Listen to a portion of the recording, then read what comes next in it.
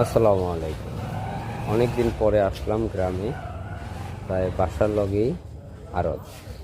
ঈদের পরে আর কোনো ভিডিও করা হয় না। এই যে মৌসুমি ফসল পেঁপে, মরিচ, মিষ্টি কুমড়া,